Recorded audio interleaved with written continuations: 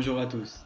Bezrat Hashem, le 15 Sivan, ce sera la Iloula d'un Rav qui est peu connu du grand public, qui est le Rav Yedidia Raphaël Chai Aboulafia, plus connu sous son surnom qui sont en fait ses initiales, le Yaré. Il a été notamment le dirigeant de la yeshiva des kabbalistes de Bethel à Jérusalem et a laissé vraiment une empreinte très importante. Bezrat Hashem, on va expliquer en quelques mots, on va essayer donc de voir un petit peu la vie de ce personnage et d'expliquer donc l'œuvre qu'il nous a laissée.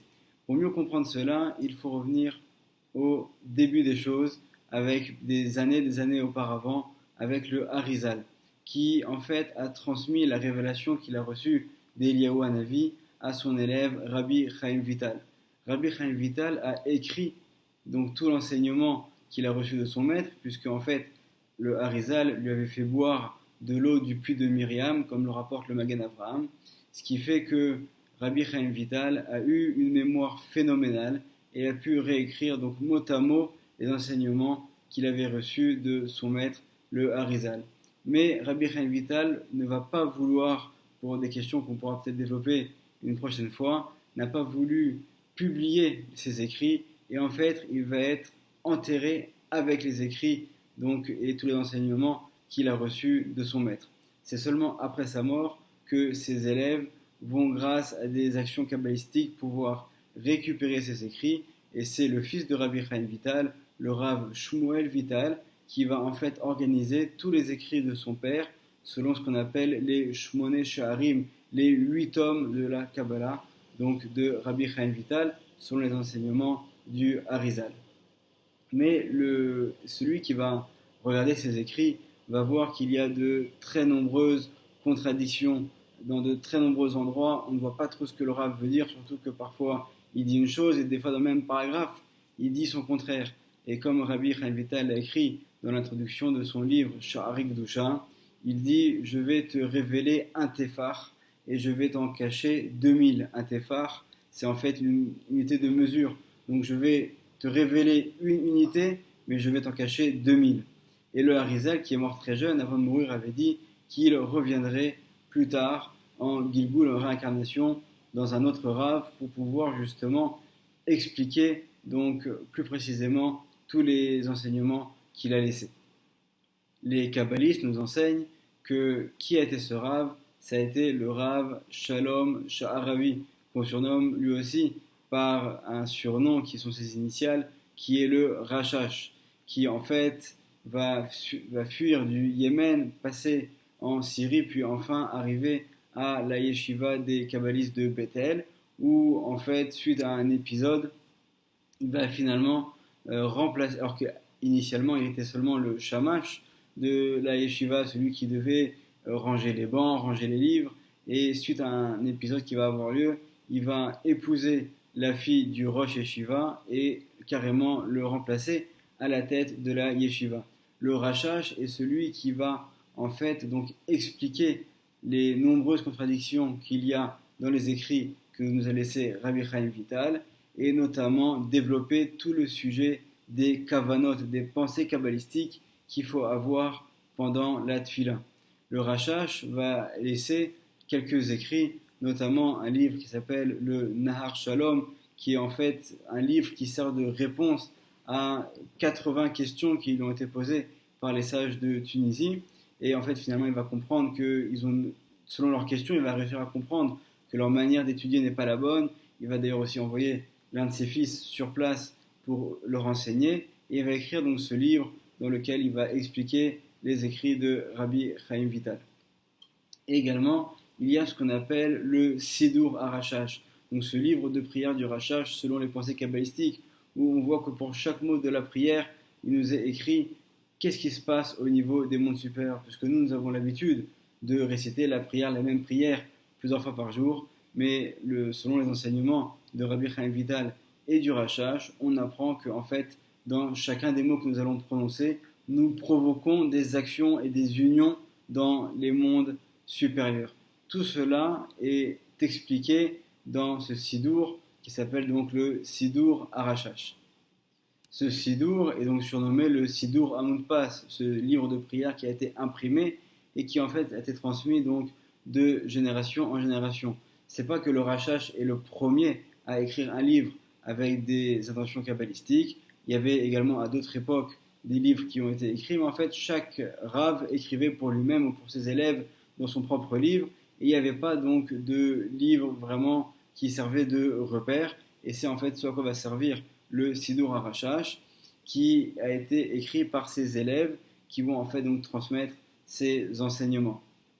Et c'est là que va intervenir le Yaré, puisque en fait on va découvrir que le Sidour le plus répandu, qui était publié comme étant le Sidour Arashash, en fait c'est un Sidour qui va prendre une grande partie des enseignements du Rashash, mais qui va le contredire sur d'autres choses.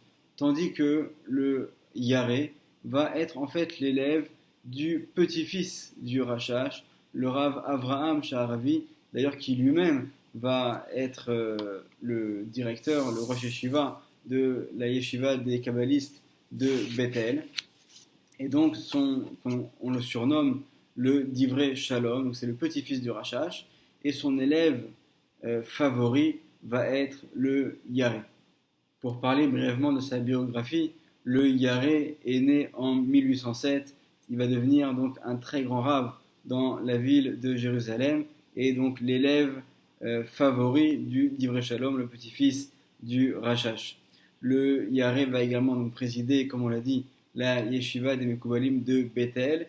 Et en fait, il va y avoir 15 ans avant son décès, il va y avoir une guerre qui va éclater à Jérusalem.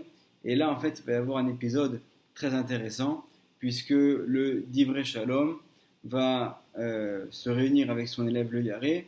Tous les deux vont aller donc se purifier au mikvé. Et ensuite, le Divrei Shalom va faire écrire ce qu'on appelle un kamia, c'est donc un parchemin avec dessus des écrits kabbalistiques très profonds. Et il va demander à son élève le Yaré d'aller remettre ce kamea aux personnes, aux gardiens, aux soldats qui gardent la ville de Jérusalem. Et c'est donc ce que va faire le Yaré, et il va avoir un miracle extraordinaire, c'est que finalement, malgré tous les tirs qu'il va y avoir sur Jérusalem, il ne va pas y avoir de blessés. Et le Divrei Shalom met également en garde le Yaré en lui disant, à partir du moment où tu as transmis ce parchemin, tu dois t'enfermer chez toi et ne plus sortir jusqu'à la fin de la guerre. C'est ce que va faire le Yaré, mais malheureusement, il ne va pas résister à la tentation lorsqu'arrive la fête de Sukkot, de sortir à l'extérieur pour aller dans sa soukha. Et c'est justement à ce moment-là où en fait il va être blessé par un éclat de balle dans le pied. Et malgré tous les efforts des médecins pour lui retirer, ils ne vont pas y arriver. Il va rester pendant 15 ans à boiter et vraiment dans la souffrance, jusqu'à ce que finalement d'ailleurs c'est à cause de cela qu'il va décéder assez jeune, à l'âge de 62 ans. Suite donc à ces blessures, il va vraiment passer donc 15 ans de souffrance, où malgré cela, il va continuer à présider la yeshiva de Bethel et à enseigner et étudier la Torah. Le Yaré se distingue par une grande qualité, c'est qu'il va être très très fidèle à l'enseignement du Rashash. Et selon son opinion, il ne faut rien modifier des enseignements que nous a laissés le Rashash. Et c'est en cela qu'il va se différencier des élèves du Rashash qui ont imprimé donc ce fameux Sidour Amoudpas, ce livre d'attention kabbalistique qui va être donc imprimé, qui va être publié comme étant appelé le Sidour Arashash, puisque en fait eux ont malgré tout modifié certaines choses en voulant aller selon ce qu'ils comprenaient du Sha'ar HaKavanot, ce livre des pensées kabbalistiques qui a été écrit par Rabbi Chaim Vital, alors que le Yaré, lui, va écrire également un Sidour, donc un livre de prière, mais qui va rester uniquement selon les enseignements du Rashash. Et pendant des années, ça a été finalement le Sidour Amoudpas, donc l'autre Sidour qui va être le plus répandu. Le Sidour Yaré va être très peu connu, et Baruch Hashem, ces dernières années, on a la chance de voir le Sidour du Yaré qui est réimprimé. Et donc, lorsqu'on va vraiment dans la profondeur des choses, on peut voir donc que le Yaré reste strictement fidèle aux enseignements du Rashash, et c'est également selon cette opinion qu'il convient de se comporter et d'aller dans tous les enseignements de la Kabbalah. Un autre Rav qui va rencontrer le Yaré, c'est celui qu'on appelle le Me'il Eliyahu, le Rav Eliyahu Mani, qui était donc lui aussi à Jérusalem. Et on voit très souvent dans les écrits du Ben Ishraï que le Rav Eliyahu Mani est rapporté comme étant une référence, puisqu'en fait, lorsque le Ben Ishraï avait des questions, il les envoyait donc à celui qu'on pourrait appeler comme étant l'un de ses maîtres, le Me'il Eliyahu.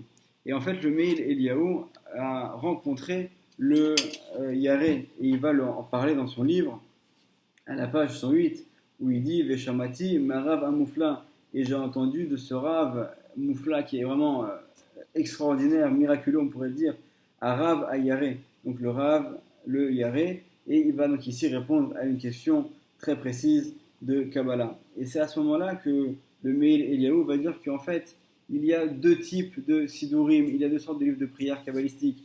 Il y a les livres d'un des élèves du Rashash, mais il y a également le Sidur Arashash, qui est en fait ce Sidur qui a été écrit et transmis grâce au Yaré, qui donc va rester fidèle strictement à ses enseignements. Donc on voit ici, grâce à ces paroles du Me'il Eliyahu, que la transmission est très claire. Si celui qui veut prier strictement selon les enseignements du Rashash devra donc prier dans le livre du Yaré avec les intentions kabbalistiques qu'il contient. Malheureusement, on n'a pas beaucoup de renseignements et de témoignages sur la vie du Yaré, mais on a pu retrouver ce qui avait été publié donc quelques jours après sa mort dans un journal qui s'appelait Alevanon, où le Rav Binyamin Ze'ev Alevi Sapir a dit les choses suivantes, je vais citer seulement une partie. Bachamisha Asar Leyariach Sivan Yatsa mi Bat Zion Kol Hadara. Donc le 15 du mois de Sivan, et donc nous a quitté vraiment une personne qui est resplendissante. Ode Vetifarta Be'etzem Ayom Azeh Chashar Kochav Noga Bishme Yeshuru. Donc vraiment depuis ce jour, c'était pour nous un jour d'obscurité. Donc Ve'admat Kodesh Lavesha Kederot Vechol Banea Atu Avel. Donc c'est des paroles vraiment, toute la terre sainte est en deuil. Kesfaradim Kashkenazim. Les Sfaradim comme les Ashkenazim, on sait que le Yaré est en contact avec tout le monde et apprécié tout le monde sans aucune différence, autant les Sfaradim que les Ashkenazim. Vegdal Amisped de Yerushalayim, et donc la tristesse est grande à Jérusalem, le deuil est grand à Jérusalem. Al Mavet Arav Amouvak, sur la mort du Rav extraordinaire, Atzadik, le juste, Vachassid, le pieux, Al-Miti, celui qui a été donc authentique, Achacham, celui qui avait la sagesse, Banigla ou Banistar, donc dans les secrets, et dans l'enseignement selon le sens littéral de la Torah. Vegadol Me'od Banistar, qui était très grand dans les secrets de la Torah. Sofer, Maïr ou Mefoar, donc celui qui était un écrivain rapide et parfait. Rav Lekal Chassidim, donc celui qui était le Rav de la Yeshiva, donc des Chassidim de Bethel. Vemore Chochmat Aemet, celui qui enseignait la sagesse donc de la justice, c'est-à-dire la Torah, les Ir'an Hashem, donc ce qui avait la crainte d'Hashem, etc. Donc on voit vraiment tous les adjectifs, tous les compliments qui sont dits pour montrer donc la grandeur du Yaré, qui est décédé à l'âge de 62 ans et après des souffrances vraiment très très difficiles.